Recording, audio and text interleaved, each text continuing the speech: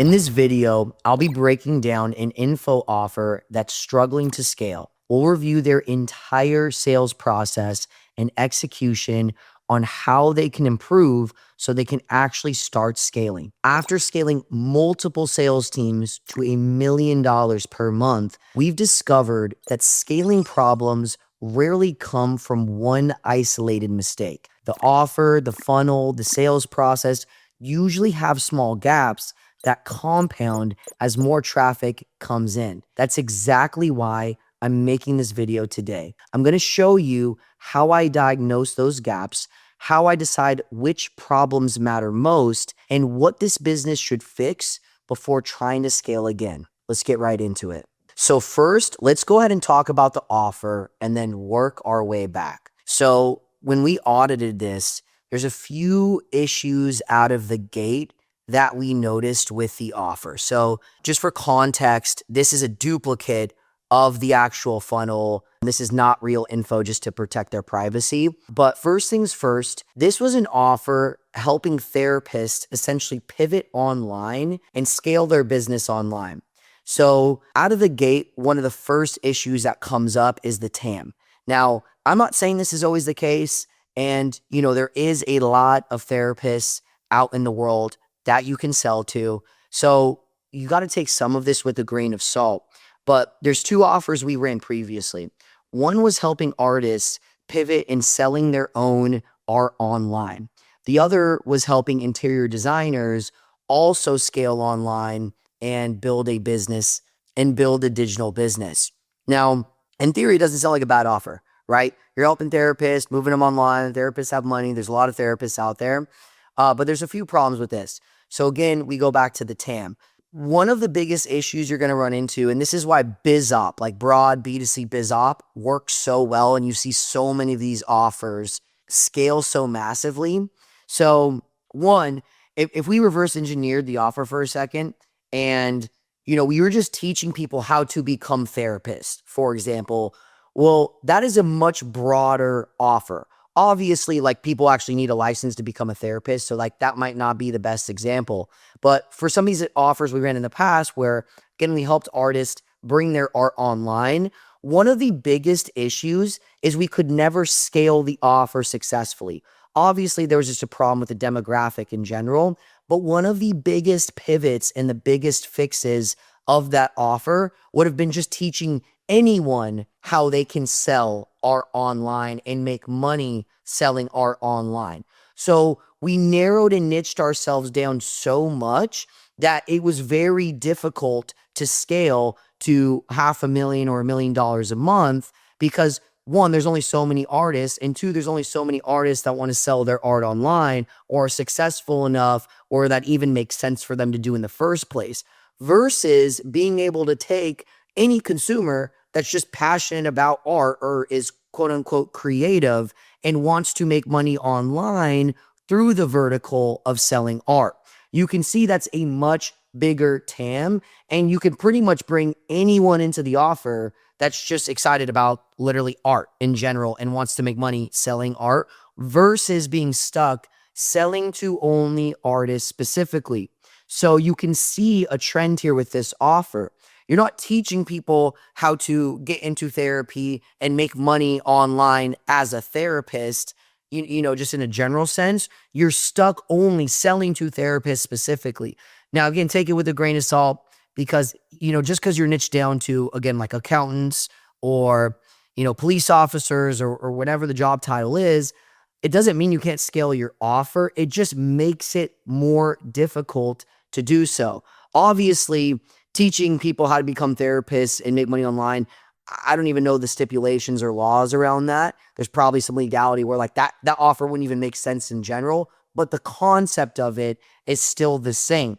Broad offers do so much better at scale because you can market to the masses and bring anybody in and teach them how to make money or a business doing so versus kind of being stuck to one subsection of the market.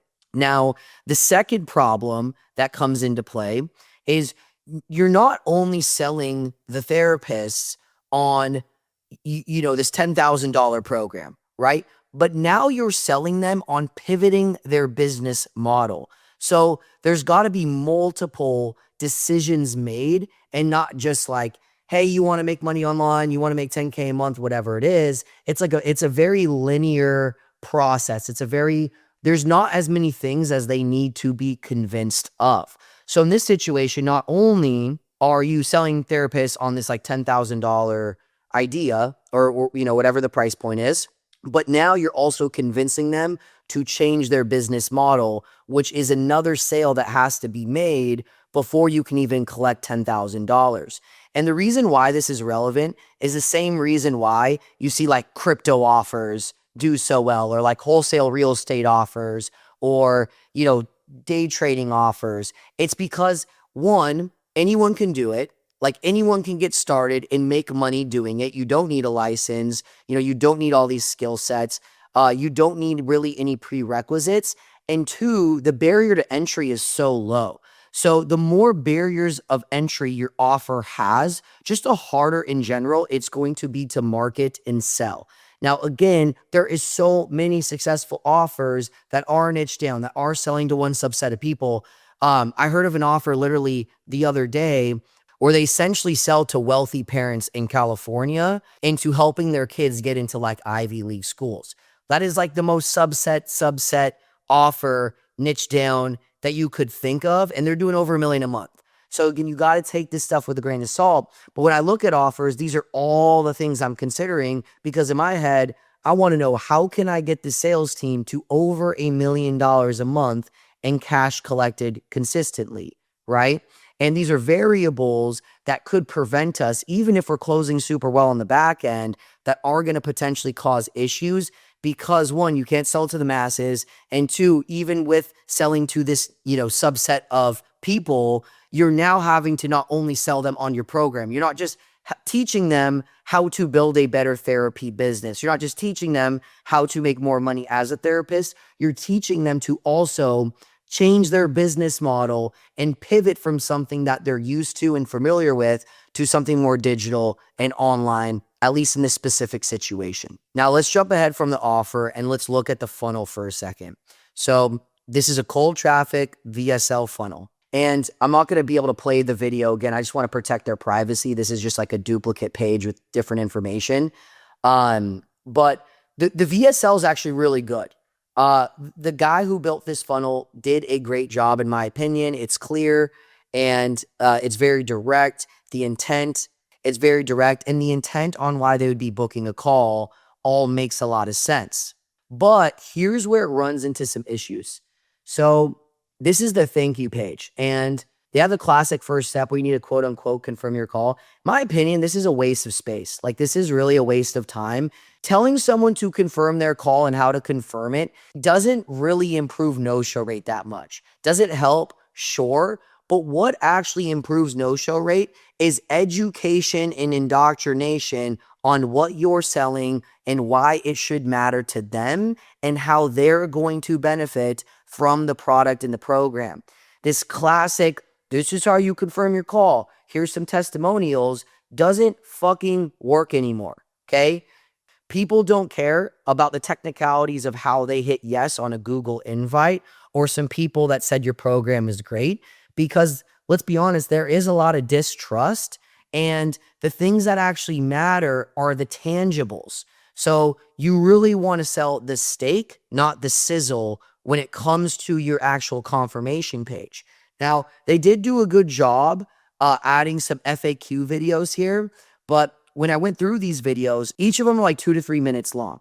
Now, these are helpful. These are a net positive in my opinion. But the bigger thing that's missing on this page, or just in general, even in between the sales process or before the sales process, is any sort of actual breakdown on what the back-end program actually looks like. So literally, it could be a video shot on Loom where they walk through the onboarding process, like what it looks like to actually get onboarded if they become a high-ticket client, what it looks like to get inside of the training, what the group calls look like, what the one-on-one calls look like what the actual program offers, and visibly and tangibly showing customers before the sales call. because this builds so much trust. And if you actually have a really good program, which, most people believe that they do, then why aren't you showing it? Why aren't you actually presenting it before someone has a sales conversation? Why would you leave this to some vague mystery?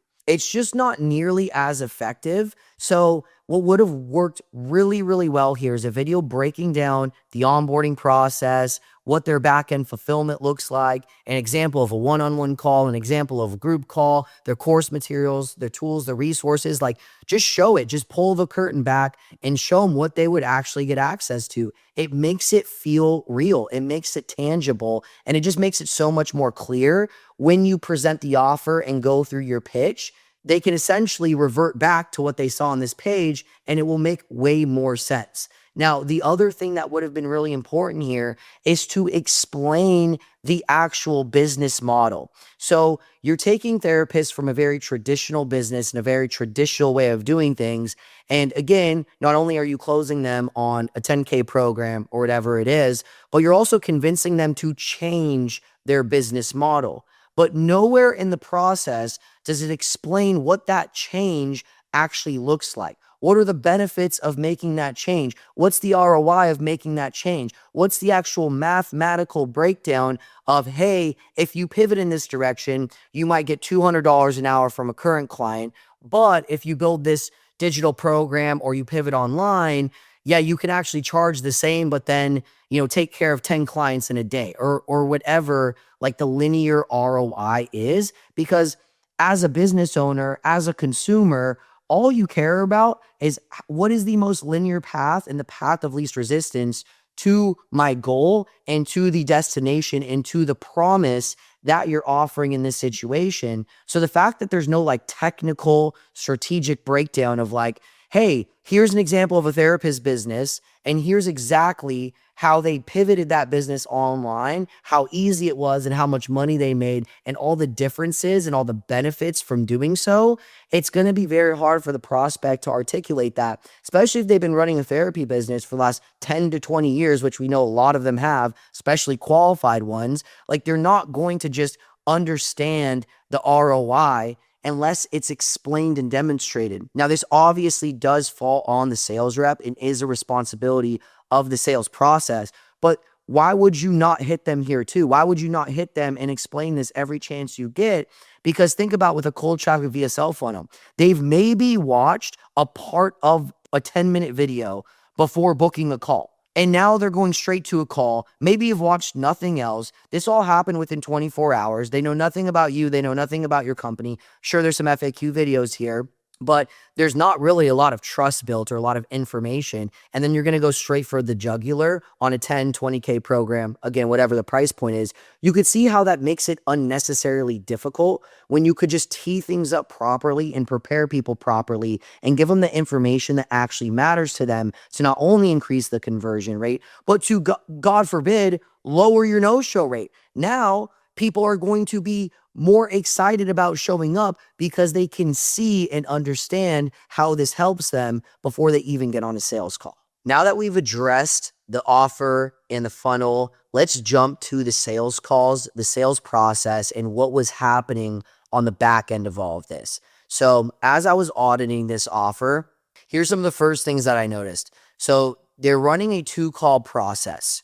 And the first thing I realized when I was listening to the calls is there was no pre-call process whatsoever. And again, where this becomes an even bigger issue is you're running a cold traffic VSL funnel.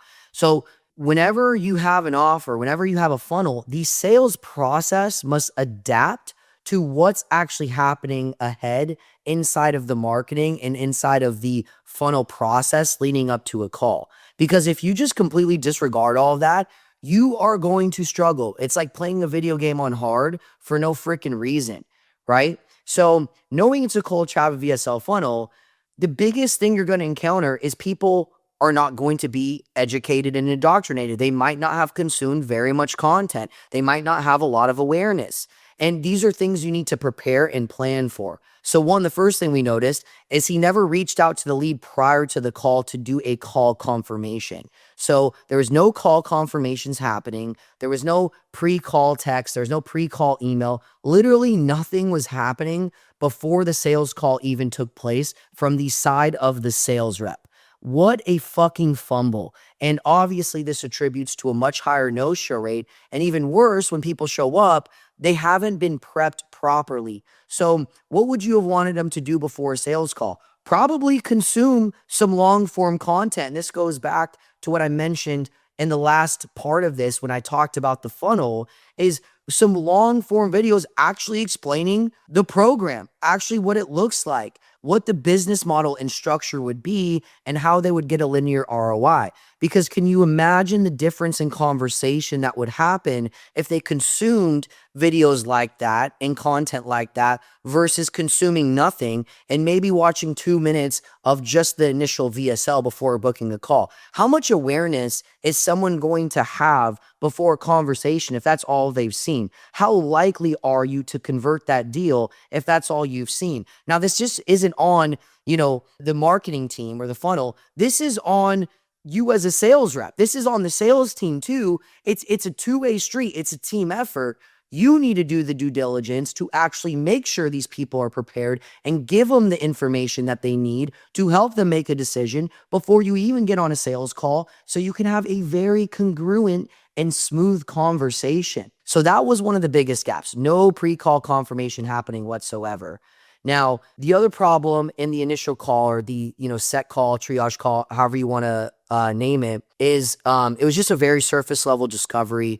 And then again, there was no preparation before the second call. So one of the benefits that you get from running a 2-call process is you can actually properly prepare people before the second call, before the actual closing call. It's like the best benefit of running a 2-call process. And with a cold traffic VSL funnel like this, typically I would say 2-call process does make sense. It's not always the case. It depends on if this is organic traffic versus just cold traffic. It depends on if it's a B2B offer versus a B2C offer. But generally, in the current market sentiment, you're going to get a cold lead from a cold traffic VSL funnel. And the best benefit of the 2-call process isn't just to qualify leads. It's not just to hard check them on if they have money. It's to slow down the sales cycle a little bit and properly educate, indoctrinate before you are just going straight for the jugular. So that was the second miss by the sales team and the sales reps is they didn't even use the first call as an opportunity to prepare somebody before the second call or the closing call. Then we fast forward to the closing call, and the next issue that you run into is the same thing on the first call. Not checking to see if the client watched any content, not even temp checking them to see where they're at in the sales process, and not even understanding if they even watched any of the video pre-call, not doing any call confirmations once again, and just going in completely blind when you could have just spent the time properly preparing the prospect. So by the time they got there, your conversion rate dramatically increased. The quality of the conversation was so much better. Your discovery process was so much easier to run because they were excited. The intent was clear. They wanted to be there and they're interested in actually moving forward with something instead of still having 100 questions on what is it that you do? Who are you? What is this? How does this work? Whenever you get questions like that, you know that there's an upstream problem and you're not properly preparing people. Even if it's a cold traffic VSL funnel, you can easily handle that. Now, going back to the closing call. So again, there was no pre-call process, no pre-call preparation, and again, just going in completely blind. Now, on some of the calls I reviewed, discovery was extremely surface level. It's not like the rep just did a horrible job. He's not just a bad sales rep, but it was a very surface level process. It was very scripted, did not go deep at all, and basically just asked a bunch of layer 1 questions. Didn't really get to the root cause of any of the problems and anything that had any real emotional pull to it. And even worse, there were steps skipped, like not even going over consequence. Now, once we got to the close, the biggest issue is he was getting hit with multiple different objections. Mostly think about it, install, because there's a huge lack of certainty. There's a huge gap in the sales process. Prospects don't even really still understand what the offer is or what it's all about. And now we're obviously going for the close. Now, if you're a good closer, you're in the pocket, you got to just fucking figure this shit out. I mean, if you already fucked up, you got to go for the close and you just got to make this shit happen. I could tell this rep knew he was fucked. Like, I could already tell this rep knew he was fucked, where he didn't even want to try to handle objections because, one, the prospect was still so cold and confused on like what it was, how it worked, again, the linear ROI, and two, he did such a basic job in discovery that he had no internal pressure built to even hold them accountable to any of their stall objections or a way to elegantly move them past. It was almost like you could just see him give up because he knew he was kind of fucked and there was nothing, you knew he was kind of fucked and the process just wasn't good upstream where the objection was too solidified where he's going to sit there and struggle. Now, in my opinion, he still did even a worse job because at the first objection, he didn't even try to clarify if the program made sense, if it sounded good, if it was a good fit for them, if they felt 100% confident about it, because he would have been able to uncover a lot of the uncertainty that was really coming up for these prospects because, again, there's just a huge gap and a lack of understanding. But he just fucking gave up. He literally just gave up at the end. He didn't even try to open wallet, nothing. Now, in this situation, one of the prospects said they didn't have the money. They had the fucking money. In this situation, one of the prospects said they didn't have the money. But the reality was there was so much uncertainty and a lack of clarity that is really just a fear-based objection, a stall, and he wasn't even really able to uncover what the real problem was. And even worse, he didn't even try to open wallet, didn't even try to go into funding, didn't even try to go to financing, like literally did fucking nothing and scheduled a follow-up. The most hopeless follow-up I've ever fucking seen in my life. So when you look at the operator hole, there's obviously a few gaps. One, the TAM could be a potential issue. There's a lot of layers of resistance. There's a lot of sales that need to be made to help these people move forward. It's not just some broad B2C biz op. And again, this is why like those dumb crypto offers, make money online offers work so well. It's because of the simple truth. Anyone can do it. There's a low barrier of entry, a low barrier of resistance. So it makes it easy to make the decision and the ROI is so clear. The second thing is the funnel.